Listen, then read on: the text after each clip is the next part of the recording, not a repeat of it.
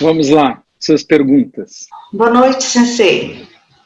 No livro Filosofia do Zen Budismo, o autor entende o Zen como uma representação da imanência em contraposição à ideia de transcendência e ao problema de um modo de existência econômico focado na manutenção de si próprio. Podemos pensar assim também, Gachô?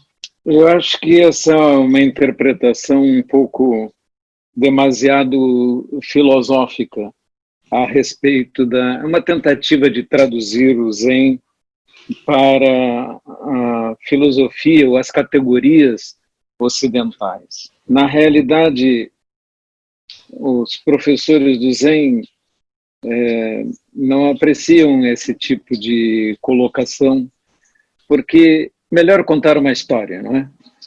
Uma vez um aluno foi até a casa de um mestre e pediu para ficar com ele alguns dias e queria muito aprender com ele. E o mestre o aceitou alegremente, né? E começaram a conviver. E passaram-se 3 dias e o aluno ficou muito impaciente. Ele disse: mestre, eu vim aqui para seu eremitério e na esperança de aprender sobre o Zen, sobre as categorias, sobre se ele é imanente ou transcendente. E o mestre disse: eu não sei do que você está falando. Nós levantamos de manhã e tomamos chá e meditamos. Depois nós temos café da manhã e limpamos os arredores do eremitério. E trabalhamos no jardim e em várias coisas, e depois, ao meio-dia, preparamos uma refeição para nós e sentamos e comemos em silêncio, com gratidão.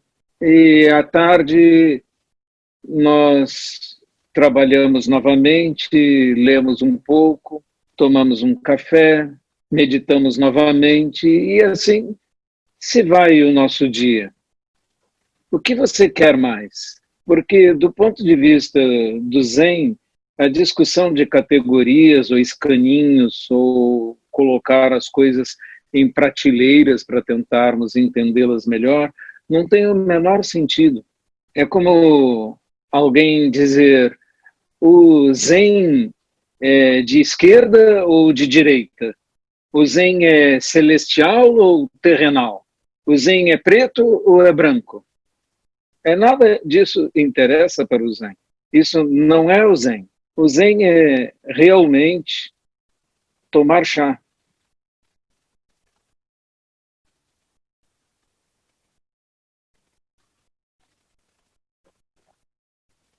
Sensei, a libertação completa dos venenos mentais seria condições para o despertar? Obrigada.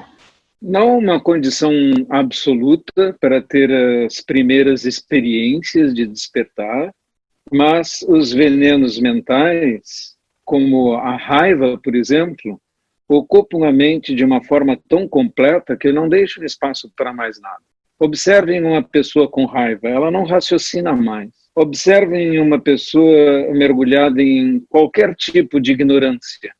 Ela não vê mais o caminho do meio, ela opta por extremos, por opiniões, se agarra a opiniões. Esses são os venenos mentais.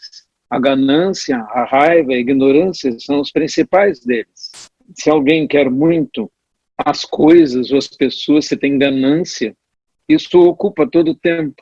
A ignorância o leva a tomar posições extremadas e a não duvidar mais de si mesmo, a acreditar nas suas próprias perspectivas, nas suas opiniões a respeito das coisas. E a raiva ocupa a mente com uma paixão tão intensa que nenhum raciocínio razoável mais penetra na mente da pessoa que está tomada pela raiva. E isso pode acontecer com as pessoas que estão praticando, sem dúvida nenhuma. Para livrar-se completamente de todos os venenos mentais, você precisa atingir um nível altíssimo. É como alguém perguntou para o Dalai Lama, que é um grande mestre do budismo tibetano: o senhor ainda sente raiva? E ele disse: às vezes eu fico muito furioso. É assim mesmo. Sensei, o senhor poderia falar mais sobre os casos de padres católicos que receberam a transmissão de mestres Zen? Gachô. Na realidade, isso apenas aconteceu na escola Sambo Kyodan, que é uma tentativa de conciliar diferentes correntes.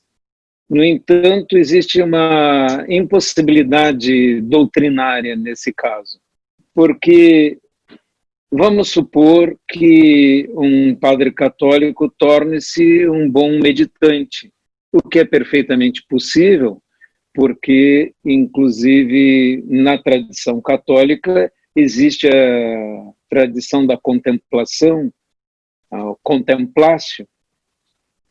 Porém, o budismo tem como uma declaração axiomática o fato de que não existe um plano para nós, nenhum céu, nenhum inferno definitivos, nada é eterno. É uma declaração básica do budismo que todas as coisas são impermanentes, tanto as más quanto as boas.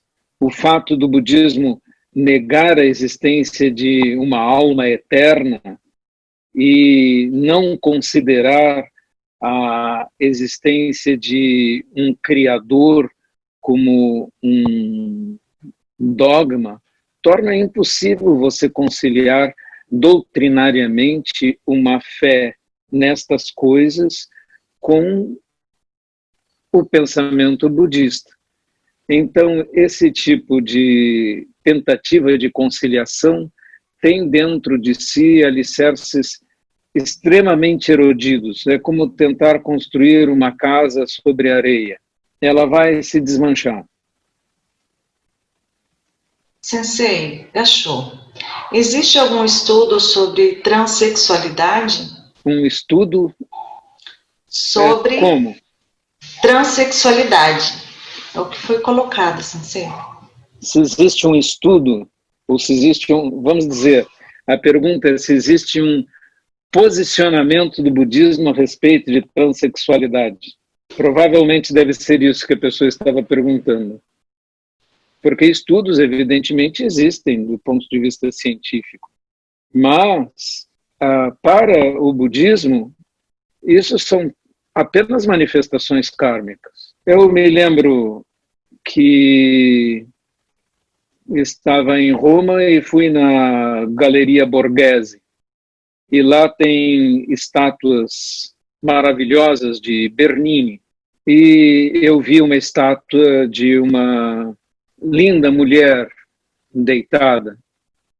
Aí, quando eu contornei o mármore, do outro lado, ela tinha órgãos masculinos. Estamos falando de esculturas de séculos atrás. E se você vai no Museu do Vaticano, também vai ver estátuas com órgãos sexuais que foram tapados por ordem de um papa com folhas de parreira. Mas no Louvre você vai ver estátuas de transexuais, de hermafroditas. Isto é um acontecimento que existe há muito tempo e não é porque uma pessoa tomou uma decisão, mas sim porque foi arrastada por seu karma e por sua manifestação física a uma determinada condição. Nós não temos nada a dizer além de aceitar a situação e olhar para o sofrimento e pensar como o budismo pensa. Como podemos diminuir o sofrimento dos seres? Porque os seres sofrem em qualquer condição que estiverem. Os heterossexuais também sofrem porque são arrastados por seus desejos, por suas paixões, e ao serem arrastados por elas, sofrerão também. Então, todos estamos submetidos a essa condição. As nossas paixões e as nossas condições físicas nos levam a um tipo ou outro de sofrimento. A pergunta é: como podemos diminuir o sofrimento a que estamos arrastados por nossas condições? Os homens sofrem, as mulheres sofrem, os hermafroditas sofrem, os transexuais sofrem, os homossexuais sofrem, todos sofrem, porque estão mergulhados nestas condições, condições que têm em comum o fato de terem como apanágio suas próprias paixões.